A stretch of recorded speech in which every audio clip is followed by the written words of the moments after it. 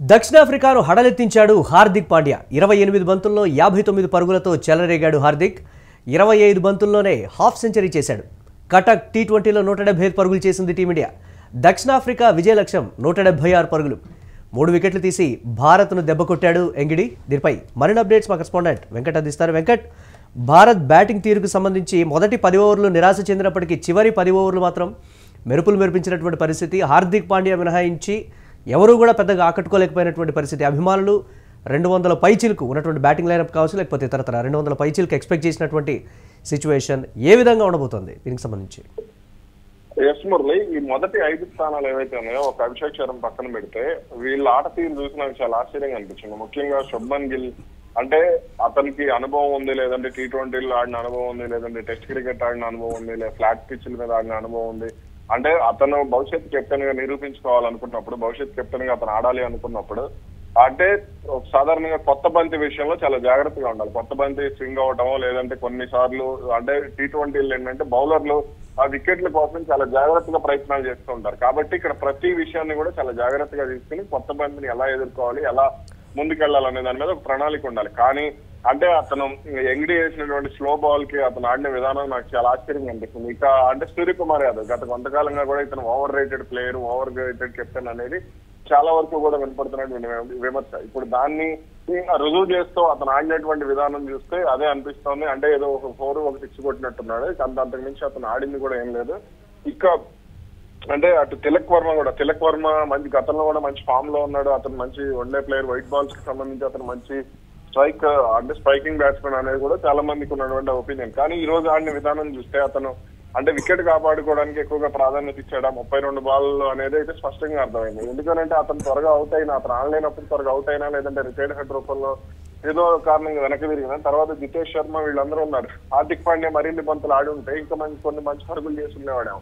అలాగే జితేష్ శర్మకు కూడా అతను చాలా మంచి హిట్టర్. అతను ఐపీఎల్ లో కానీ లేదా ఇతర డొమెస్టిక్ క్రికెట్ లో కానీ మనం చూస్తే అతను చాలా అద్భుతంగా ఆడేటువంటి బ్యాట్స్మెన్. ఇక అటు అక్షర్ పటేల్ కూడా అతను ఏదో అంటే పంపించారు కాబట్టి ఆడినట్టుగా అనిపించింది. ఎందుకంటే కటక్ పిచ్ మీద హోంవర్క్ అనేది చాలా అవసరం. కనీసం అంటే తొలి 5-6 ఓవర్ల పవర్ ప్లే లో ఎంత జాగ్రత్తగా స్ట్రైక్ రొటేట్ చేసుకుంటారనే దాని మీద కటక్ పిచ్ మీద స్కోర్ కనీసం 200 కొట్టే స్కోర్ అది. కానీ వాళ్ళు ఆడిన విధానం మాత్రం చాలా విమర్శలకు దారితీసింది. ఇక అటు శివం దూబే కూడా కీలక సమయంలో స్టార్ట్లకు ప్రయత్నించకుండా వికెట్ కాపాడుకోవడానికి ప్రాధాన్యత ఇచ్చాడు. ఆడిన 9-10 బంతులు కూడా అనేది అయితే స్పష్టంగా అర్థమైంది.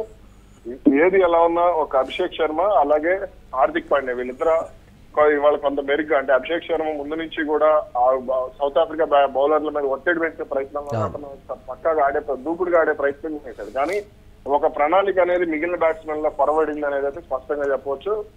ఇది ఖచ్చితంగా బ్యాటింగ్ వైపున మ్యాచ్ మీద అయితే నాకు ఎటువంటి హోప్స్ కూడా లేదు. సెకండ్ బ్యాటింగ్ చేసేటువంటి పిచ్ కావచ్చు, వాళ్ళకి ఎంతవరకు సపోర్ట్ చేస్తుంది? అలాగే భారత బౌలింగ్ లైనప్కి సంబంధించి మనం వన్డేల్లో టెస్టుల్లో చూసాం సౌత్ ఆఫ్రికా ఏ విధమైనటువంటి బౌలింగ్ టెక్నిక్స్ వాడుతుందో. వాళ్ళ దేశం కాకపోయినప్పటికీ విదేశీ పిచ్ల మీద ఎలా ఆడాలో సౌత్ ఆఫ్రికాకి బాగా తెలిసినటువంటి పరిస్థితి. ఎందుకు భారత్ అంచనా వేయలేకపోతుంది అనేది ఒకటైతే, ఈ టీ20లో భారత బౌలింగ్ ఏ విధంగా ఉండబోతోంది? కష్టపడి సాధించినటువంటి 175 పరుగులు అంటే 176 పరుగుల టార్గెట్ని నిలుపుకునేటువంటి ఛాన్సెస్ ఉన్నాయా అంటే ఏం చెప్తారు మీరు? మురళి, ఇక్కడ ఒక విషయాన్ని మనం జాగ్రత్తగా ఉంటాం. సౌత్ ఆఫ్రికాని తక్కువ అంచనా వేయకూడదు అనేది చాలా మంది క్రికెట్ అనలిస్టులు కూడా పదే చెప్తూ ఉంటారు. ఎందుకనంటే సౌత్ ఆఫ్రికా చాలా మంది ఇప్పుడు భారత్ కానీ లేదంటే ఇతర దేశాలు ఆస్ట్రేలియా కానీ ఇవన్నీ కూడా సౌత్ ఆఫ్రికాని ఇప్పుడు వరల్డ్ టెస్ట్ ఛాంపియన్షిప్ లో ఆస్ట్రేలియా సౌత్ ఆఫ్రికాని అలాగే తక్కువ అంచనా వేసింది. ఫస్ట్ ఇన్నింగ్స్ లో తక్కువ పరుగులకు సౌత్ ఆఫ్రికా అవుట్ అయిపోయిన తర్వాత ఇక సౌత్ ఆఫ్రికా గెలవదు అనుకున్నారు. కానీ సెకండ్ ఇన్నింగ్స్ లో ఎయిడెన్ మార్కరమ్ కానీ, టెంబా బహుమా కానీ, ఇతర ఆటగాళ్లు ప్రదర్శించినటువంటి వియాన్ మోల్డర్ కానీ వీళ్ళు ప్రదర్శించినటువంటి ఓర్పు ఏంటో మనం చూసాం. అలాగే ఇప్పుడు మన టెస్ట్ సిరీస్ లో కానీ ఇదంతా కూడా సౌత్ ఆఫ్రికాని ఏదో డేల్ స్టైన్ అయిపోయిన తర్వాత, లేదంటే మకాయ్ యాంథనీ వెళ్ళిపోయిన తర్వాత, లేదంటే మరికొంతమంది బౌలర్లు ఉండేవాళ్ళు వాళ్ళు వెళ్ళిపోయిన తర్వాత సౌత్ ఆఫ్రికా మోర్నీ మోర్కెల్ కానీ, ఎల్బీ మోర్కెల్ కానీ ఇలా కొంతమంది బౌలర్లు అయిపోయిన తర్వాత సౌత్ ఆఫ్రికా పని అయిపోయింది. జాక్ కలీఫ్ వెళ్ళిపోయిన తర్వాత, షాన్ పోలాక్ వెళ్ళిపోయిన తర్వాత సౌత్ ఆఫ్రికా క్రమంగా బలహీన పడుతూ వచ్చిందని చాలా మంది తక్కువ అంచనా వేశారు. కానీ సౌత్ ఆఫ్రికా బౌలింగ్ లైనప్ కానీ, సౌత్ ఆఫ్రికా బ్యాటింగ్ లైనప్ కానీ చాలా అద్భుతంగా ఉందనే విషయం మాత్రం చాలా మంది గ్రహించట్లేదు. ఇప్పటికి కూడా భారత్ కూడా అదే తక్కువ అంచనా వేసిందనే విషయం అయితే నేను స్పష్టంగా చెప్తాను.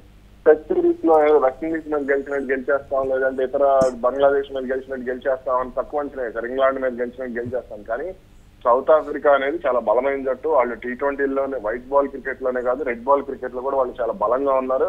వాళ్ళు ఒక పక్కా ప్రణాళిక ప్రకారం వాళ్ళు ఆడుతున్నారు. ఈ విషయాన్ని ముందు భారత్ గ్రహించాలి. అంటే ఇప్పుడు రాబోయే 4 T20లో కూడా వాళ్ళు గ్రహించి ఆడాల్సింది. వాళ్ళు హైడెన్ మార్కరమ్ నాయకత్వంలో కానీ, లేదంటే కెంబా బౌమా నాయకత్వంలో కానీ, లేదంటే మరో కెప్టెన్ వచ్చినప్పటికీ కూడా క్వింటన్ డికాక్ కానీ ఎవరు వచ్చినా సరే వాళ్ళు అటాకింగ్ మోడ్ లో ఆడతారు. అవసరం అయితే వాళ్ళు అంటే డిఫెన్సివ్ మోడ్ లో ఆడటానికి కూడా వాళ్ళు ఎప్పుడు కూడా సిద్ధంగానే ఉన్నారు. కాబట్టి ఇప్పుడు ఈ మ్యాచ్ అనే కదా, తదుపరి మ్యాచ్ లో కూడా భారత్ జాగ్రత్తగా లేకపోతే మ్యాచ్ అయితే చేదార్చుకోవడం పెద్ద విషయం కాదు. ఎస్, వరుణ్ చక్రవర్తి మీదే బేస్ అయినటువంటి పరిస్థితి ఉందనేది కూడా సోషల్ మీడియాలో వస్తున్నటువంటి సిచ్యువేషన్. అంటే అన్ని సమయాల్లో కూడా ఆదుకోలేనటువంటి పరిస్థితి ఉంటుంది కదా. ఈ 175 పరుగుల విజయ లక్ష్యాన్ని 176 పరుగులు ఛేదించగలదా సౌత్ ఆఫ్రికా అంటే ఒక మాటలో ఏం చెప్తారు మీరు? క్రికెట్ లో బౌలింగ్ ఎంత ఇంపార్టెంట్, బ్యాటింగ్ కూడా అంతే ఇంపార్టెంట్. కాబట్టి బ్యాటింగ్ లో మనం రాణించగలిగితేనే బౌలింగ్ లో మనం రాణించగలుగుతాం. ముఖ్యంగా మనం వన్డే సిరీస్ లో బౌలింగ్ లైన్ చూస్తే చాలా వింతగాను విడ్డూరంగాను అనిపిస్తున్నటువంటి పరిస్థితి ఉంది. వాళ్ళు అంటే కీలక సమయాల్లో వికెట్లు తీయలేకపోవడం, కీలక సమయాల్లో పరుగులు ఇచ్చేయడంతో సౌత్ ఆఫ్రికా దాన్ని అడ్వాంటేజ్ గా తీసుకుంది. కాబట్టి ఇప్పుడు వరుణ్ చక్రవర్తితో జస్ప్రీత్ బుమ్రానో లేదంటే హర్షదీప్ సింగ్ వీళ్ళని నమ్ముకోవడం కంటే కూడా అటు ఫీల్డింగ్ ప్రమాణాలు కూడా భారత్ పెద్ద గొప్పగా ఏం లేవనేది అయితే స్పష్టంగా అర్థమవుతుంది. కాబట్టి వీటన్నిటి మీద భారత్ దృష్టి పెట్టాలి ఖచ్చితంగా. అంటే సౌత్ ఆఫ్రికా లాంటి అగ్రశ్రేణి జట్టు గ్రేమ్ స్మిత్ నాయకత్వంలో ఎలాగైతే సౌత్ ఆఫ్రికా బలంగా ఉందో, ఆ తర్వాత ఫాఫ్ డు ప్లెసిస్ కానీ వీళ్ళందరూ వచ్చినప్పుడు సౌత్ ఆఫ్రికా ఎంత బలంగా ఉందో, కెంబా బౌమా నాయకత్వంలో కానీ, హైడెన్ మార్కరమ్ నాయకత్వంలో కానీ సౌత్ ఆఫ్రికా అదే స్థాయిలో బలంగా ఉంది. కాబట్టి సౌత్ ఆఫ్రికాను తక్కువ అంచనా లేకుండా ఆట తీరు మీద దృష్టి పెట్టాలి. ఫీల్డింగ్ బ్యాటింగ్ వైఫల్యాల మీద దృష్టి పెడితేనే భారత్ విజయం సాధించడానికి సులువు అవుతుంది. Right, thanks for updates Venkat. ఇక దక్షిణాఫ్రికా విజయలక్ష్మి అయితే 176 పరుగులు ఉన్నప్పటికీ కూడా దక్షిణాఫ్రికా బ్యాట్స్మెన్ ప్రస్తుతం ఉన్నటువంటి ఫామ్ కావచ్చు, T20లో వారు కనబరుస్తున్నటువంటి ఆట తీరు కావచ్చు, ఎక్కడా కూడా వారిని తక్కువ అంచనా వేయడానికి వీల్లేదనేటువంటి మాట. విదేశీ పిచ్ల మీద కూడా వారేంటో నిరూపించుకున్నటువంటి సిచ్యువేషన్ ఉంది. దీనికి సంబంధించి బౌలర్ల మీద ప్రెషర్ అయితే ఉండబోతుంది అనేటువంటి మాట. మొదటి అంటే టీంలో ఉన్నటువంటి టాప్ 5 బ్యాట్స్మెన్స్ ఏదైతే మొదటి 5 ఆర్డర్స్లో వచ్చేటువంటి బ్యాట్స్మెన్స్ విఫలమైనటువంటి పరిస్థితుల్లో హార్దిక్ పాండ్యా ఒక గౌరవప్రదమైనటువంటి స్కోర్ని భారత్కి ఇచ్చాడనే చెప్పుకోవాలి. ఎందుకు పదే ఇటువంటి పరిణామాలు చోటు చేసుకుంటున్నాయనేది రివ్యూ చేయాల్సినటువంటి అవసరమైతే ఉంది టీమిండియా అనేది చాలామంది చెప్తున్నటువంటి మాట. చూడాలి ఏ విధంగా ఉండబోతోంది సెకండ్ ఇన్నింగ్స్ అనేది.